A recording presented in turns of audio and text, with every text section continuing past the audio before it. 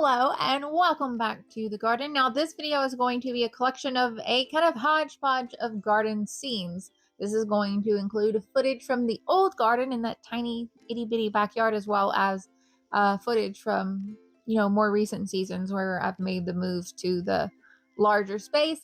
But I thought it would be fun to take a look at maybe top 10 hardy annuals that can be sown directly into the garden as soon as the soil can be worked. I know a lot of people aren't into winter sowing and they worry that they've kind of, missed the window of opportunity to plant some of these hardy annual flowers and really just broaden their horizons in terms of spring blooms and things like that. So I thought it would be fun to take a look more specifically at varieties that you can just work the soil, toss some seeds in, and are likely to get some really good results. So let's get started. First and foremost, I want to talk about Bachelor's buttons. It's been a while since I've grown Bachelor's buttons just because I always seem to forget them, but that's nothing against them. They're beautiful and they will grow extremely well. They can be direct sowed into the garden as soon as the soil can be worked.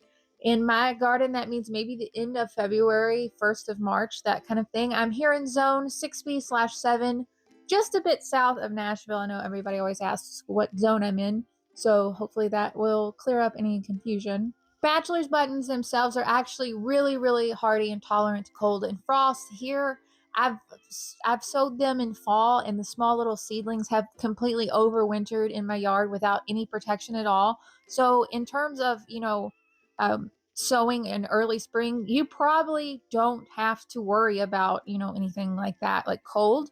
Maybe with the exception of somewhere way north, but in that case, you're probably not able to work the soil at that time when it's still that cold anyway. So this one is absolutely perfect for beginners. I think if you've never even grown anything before, you can give this one a go and find a pretty good success. The next one I'd like to talk about is Calendula.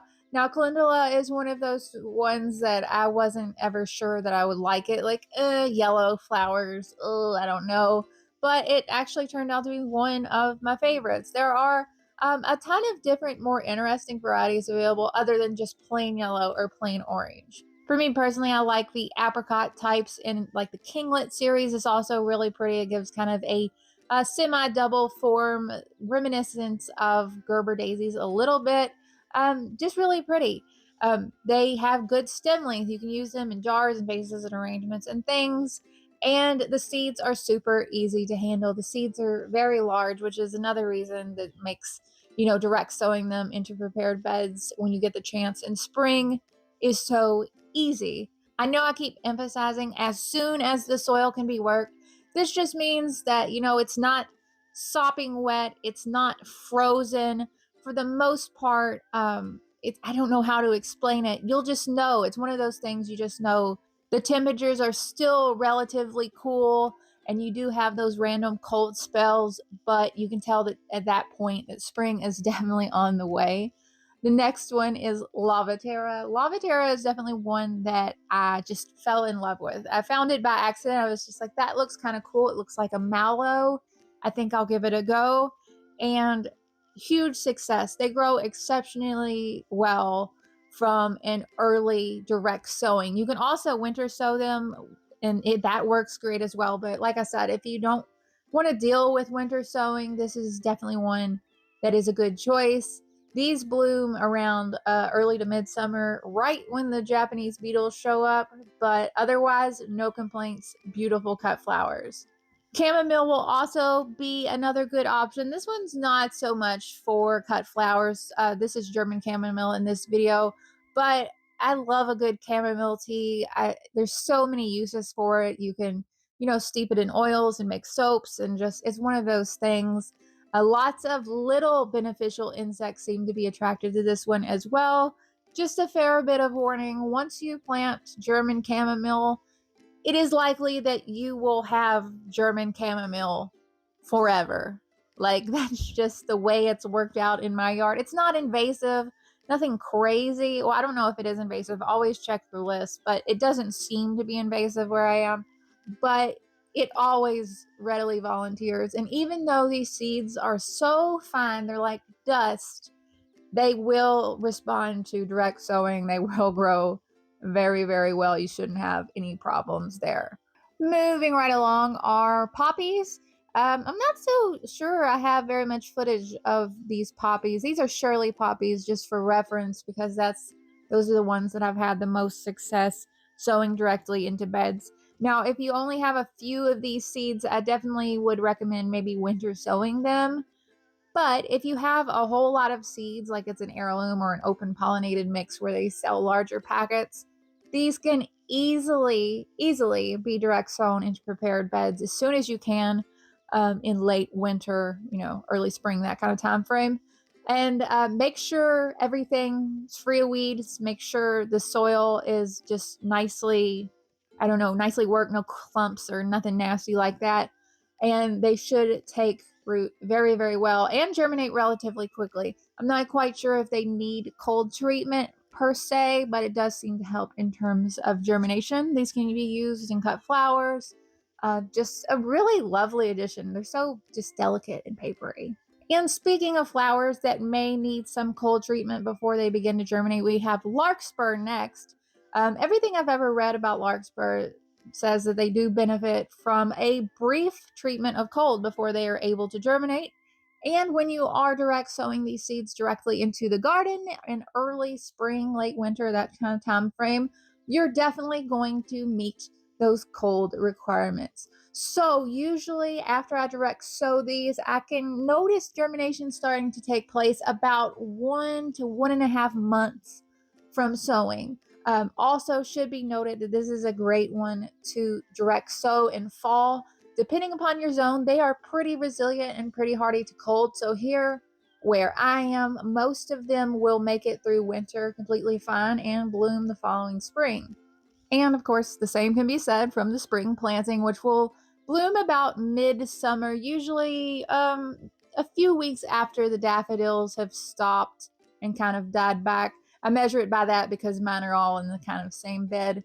They seem to make a really good companion for each other because the larkspur kind of shade out that dying daffodil foliage and you can't really see it as much.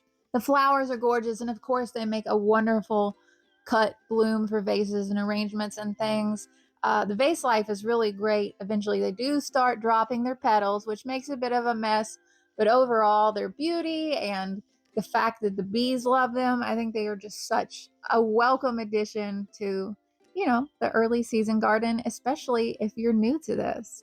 Want to quickly mention a few more. I have Bupleurum. I don't grow Bupleurum very often, but it seems like they always respond best to direct sowing. I've winter sowed them in the past with mixed results, but seems like direct sowing is the way to go. Unfortunately, I don't have much footage of this, but I'm doing my best to show you what I've got.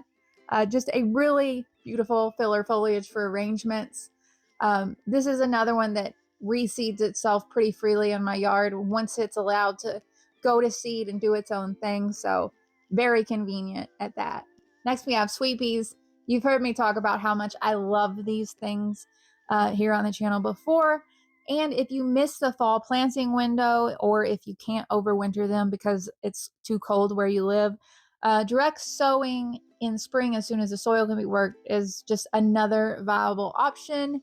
And if you live somewhere warmer, the season might not be long enough to get really, really good blooms, but you will get some blooms. You will get a pretty nice display even here where I am. As long as I direct sow those seeds really early, most of those plants will have plenty of time during cool weather to get established to where they are blooming just before it gets really hot. This is all about timing. It will take some trial and error. It's just that's how it is, unfortunately. I wish I had all the answers, but I just don't. I'm so sorry.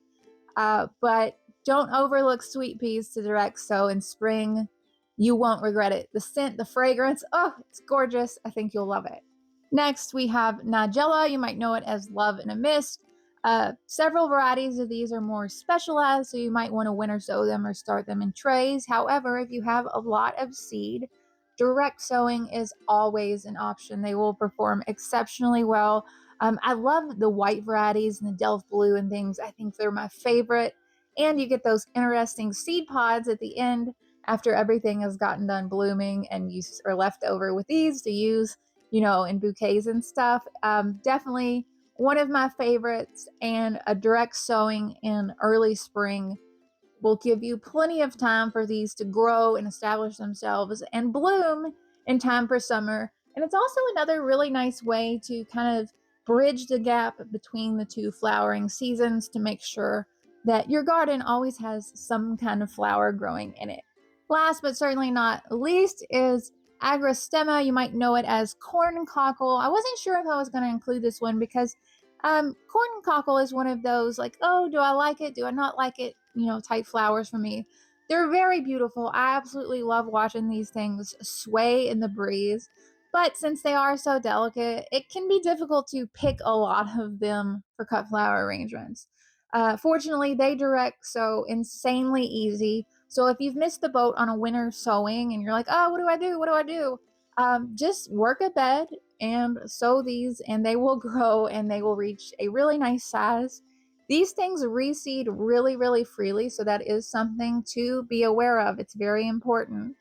And in some places, they are considered invasive or considered weedy. So you do need to check your, local lists and things first before you plant any of this stuff, just to make sure you're not introducing a new problem into, your yard. Because I've been there, it can happen, trust me. I know this video was a relatively quick one, but hopefully it was helpful in some way, especially if you were worried that, you got a late start, or like I really wanted to grow annual flowers, but I'm kind of hardy annual flowers, but I'm kind of iffy about it because it's my first time and I don't know what to do. I think these are some pretty solid choices for anybody who's, never tried the process before. As always, feel free to leave any questions or comments or concerns down below, and I'll do my best to answer. I always do try to answer those. Sometimes I get a little busy, but I'm doing my best. And thank you so much for watching. It really does mean the world to me. I genuinely mean that. Without you, this literally would not be possible. So thank you. I hope it's sunny and warm and the weather's great wherever you are, because you totally deserve it. Don't you ever forget that, okay? You really do. You deserve it. I'll talk to y'all later. Bye.